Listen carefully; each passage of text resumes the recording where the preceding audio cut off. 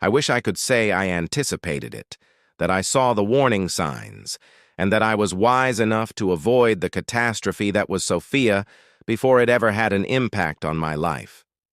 But I didn't. I entered that marriage naively, certain that I was making the greatest choice of my life. And perhaps that's the true tragedy, not the betrayal, nor the legal dispute, nor the arrogant boyfriend, but the fact that I once honestly thought I had it all. It wasn't one of those whirlwind romances where you fall head over heels in love right away. When Sophia and I first met 7 years ago, it was a gradual connection, stable and dependable. We dated for 2 years before getting married, and when I proposed, I did it with my entire heart, without hesitation. At the time, I had no reservations about her at all. She was the kind of lovely, lively woman who made conversation flow naturally. My parents adored her. My mother, Linda, cherished the fact that Sophia was charming enough to win people over in a matter of minutes. My dad, Paul, who always loved a good chat over coffee, was grateful that she could sit through a football game and show interest. That should have been my first clue. She was too skilled at playing a part, too easy to win people over. The only person who wasn't totally fooled was my sister, Claire. She was doubtful right away, not in a loud, intrusive manner, but with those subtle remarks that I chose to ignore. "She likes good things," Claire once said. "The way she talks about money and her life goals, it's not about building something together. It's about getting what she believes she's entitled to." I laughed it off because I liked Sophia. And love, I told myself, changes people. Before we were married, Sophia worked part-time at a boutique. It was a joke job, something she did for extra spending money. But after the wedding, that job vanished. She said she needed time to figure herself out, whatever that meant. And at first I was okay with it. I had a good job. I wasn't making millions in real estate, but I lived comfortably. I had already purchased a small yet lovely house before we got married, with my father co-signing the loan to help with interest rates. But I made every single payment. At the time, I didn't think of it as just mine or hers. It was ours. For the first few months, everything seemed normal. Sophia played the part of the devoted wife. She cooked wonderfully, occasionally, did the laundry, though she preferred takeout, and frequently grumbled about how exhausting it all was. She pretended to contribute, but in reality she was simply living in a house I had bought and being supported by me. I ignored the small red flags, the way she constantly talked about wanting a bigger house, a better car, a trip to Europe. Whenever I pointed out that I was the only one working and that we couldn't afford those things, she would get irritated. When I suggested she go back to work, she scoffed. "I'm not going to take just any job, Nathan," she would say. "I want to find something that makes me happy." Months turned into years. 2 years passed, and she never found this so-called fulfilling career. I told myself it was just a phase, that she simply needed time. After all, a good husband supports his wife and believes in her, right? But there was always that little voice, whispering in the back of my mind, she's not looking for a job. She just wants an easy life, and gradually things changed. She began going out more often, at first just for lunches. Then shopping trips turned into late-night outings. When I asked about it, she snapped, "I just need space. You're acting like I have to be attached to you all the time." Was it really wrong for me to wonder why my wife suddenly needed so much space? Claire was the first to notice. "Nathan, are you sure everything is okay?" I lied. "Yeah, everything's fine." She studied me. "She seems different, like she's already checked out of this marriage." I brushed it off because I didn't want to admit she might be right. The first real gut punch came one night when Sophia came home at 2 in the morning. I was waiting in the living room, not angry, not accusing, just waiting. "Where were you?" I asked. She froze. Just for a split second, long enough for me to catch a glimpse of the truth flashing across her face. Then she snapped, "Are you really waiting up for me? Why can't I have a life outside this house? You're so suffocatingly paranoid, Nathan. She stormed into the bedroom and slammed the door. I just sat there, staring at the empty space where she had been standing. Something changed that night. I had been sleepwalking through my own marriage, but now I was awake. And yet the next morning she kissed my cheek as if nothing had happened. No apology, no explanation. She made coffee, scrolled through her phone, like she hadn't gaslit me into doubting my own sanity just hours before. And I let it go. That was my biggest mistake. Not finding the texts, not the fight over divorce, not the judge's final ruling. No, the real devastation started when I lost faith in myself. Because once you lose that, you've already lost everything. For months. I watched as Sophia grew more distant, treating me like an inconvenience rather than a husband. Late lunches turned into late-night outings, which turned into overnight disappearances. She always had an excuse. I had too much to drink and crashed at Hannah's. It was just a girls' night, nothing serious. I ignored it. Because when you trust someone, that's what you do, right? But then one night, she didn't come home. No call, no text, nothing. I laid in bed, staring at the ceiling, waiting for the sun to rise. When the door finally creaked open, I got up and walked into the living room. She stood there, hair disheveled, makeup smudged, wearing the same clothes from the night before. "Where were you?" I asked. She kicked off her heels without even looking at me. "Ugh, Nathan, why are you making such a big deal out of this? A big deal? You didn't come home," she groaned. "I was with friends. God, you act like I owe you an explanation." And that was it.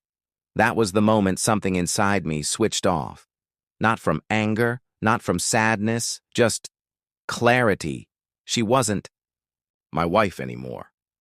She was just a stranger with a ring she no longer cared about. The night I knew was long before I found the texts. Long before the evidence. Deep down, I had already known. I just hadn't been ready to accept it. But when I finally picked up her phone that morning, unlocked, buzzing on the counter, and saw his name, I didn't need to scroll.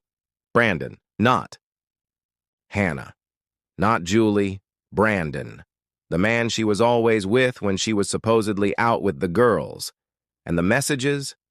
They weren't even subtle. There it was, in black and white.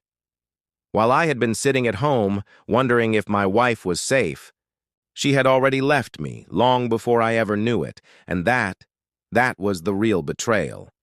"I hope you're charging this man more because he is merely squandering his money. And worse, he sincerely felt that they were going to receive half of my house, half of my savings, and unending assistance. Checks was more about putting it in my face than it was about winning. I hardly slept that morning before the final hearing when the judge would make all the decisions. I kept repeating each hearing and dispute, each time Brandon grinned. But I felt prepared rather than afraid or anxious, as if he had already won. I spotted them waiting by the entrance, Sophia in a sleek black outfit, and Brandon, dressed as the grieving wronged woman, standing next to her, smug as usual. As I entered the courthouse, I already knew what was going to happen. He smiled at me and muttered under his breath, "I hope you brought your checkbook." I didn't answer. I didn't even flinch, because court was about to erase that smirk. The judge, stern, no-nonsense, was not in the mood for games. During the session, Brandon was sweating. Sophia's lawyer was already cool and ready. And Jacob? He leaned back as if he were watching a comedy show. Then, the proof was shown. First, the mortgage on the property, evidence proving I purchased it before marriage and that all payments were made from my account, not a joint one. The judge nodded. The premarital assets were not to be divided. Then the savings account statements, proof that I had funded everything, and records showing that Sophia stole money but never deposited any. Brandon's smile vanished. Then came the screenshots, Brandon's text messages, a stack of documents handed to the judge by Jacob. In them, Brandon freely admitted that they were planning to steal everything. mocking the legal system as a whole. The judge's eyes clouded. He looked at Sophia and Mrs. Reynolds. "Sharp, are you aware of these messages?" Sophia froze. "I didn't know, Your Honor." But it was too late. The final verdict. No money from my funds. Nothing from my house. A minimal spousal support, far less than what she expected, and only for a short time. And most importantly, the judge used Brandon's messages as evidence of financial manipulation. By the end of the session, Brandon's arrogance had cost them everything. As the courtroom emptied, I felt a weight lift from my shoulders. Sophia looked shocked. As I passed, Brandon turned to me, enraged. "This isn't over," he shouted. I grinned. "No, Brandon, this is over for you." And then I left. A free man, I woke up on the morning of the last hearing with a sense of relief that I hadn't felt in months. Not because I knew the result, but because this was the final step. After today, no more court cases. No more Sophia, and Brandon treating me like a cash machine. Whatever happened, I would walk out of that courtroom with nothing to lose, and that was enough. When I arrived, I immediately spotted them, Sophia and Brandon. He looked confident, holding a folder like it was the winning move. As I walked by, he leaned in, still grinning. "I hope you're ready to pay up, champ." I didn't. Stop. Didn't even acknowledge him. The judge didn't either. Sophia's lawyer started. "Your Honor, my client has suffered severe financial hardship due to this divorce. She gave up her career to support the marriage and is entitled to a fair division of assets." I almost laughed. "Gave up her career?" Jacob stood. "Your Honor, we have documented proof that the petitioner was unemployed before and during the marriage. We also have financial records showing that my client covered all expenses, housing, utilities, mortgage, all alone." The judge reviewed the documents. No financial contribution. Sophia avoided eye contact. The judge turned to her lawyer. "Can you provide any documentation proving she contributed financially?" A long, uncomfortable silence. Sophia swallowed. "I helped him in other ways." The judge didn't respond. Then Jacob played the final card. "Your Honor, we also have recorded proof that the petitioner has been living with another man, Brandon Carter, since leaving the marital home." Sophia's lips parted. "I have the right to move on," she stammered. The judge nodded. "Naturally. However, if you're living with another partner who provides financial support, it affects your request for spousal maintenance." Translation. Her new boyfriend was supposed to be taking care of her, and then came Brandon's texts. The judge read them aloud. "Thank you for setting us up, Sophia. Hope you brought your checkbook. Man, you're such a sucker." Sophia went pale.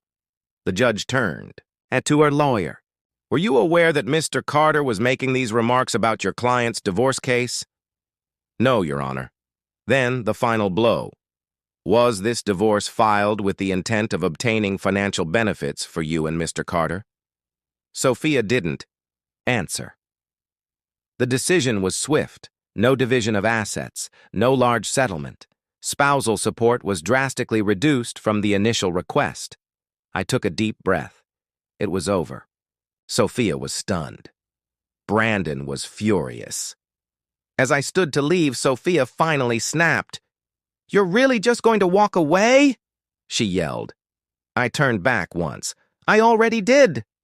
Outside, my father was waiting. He smiled. "You did it, son."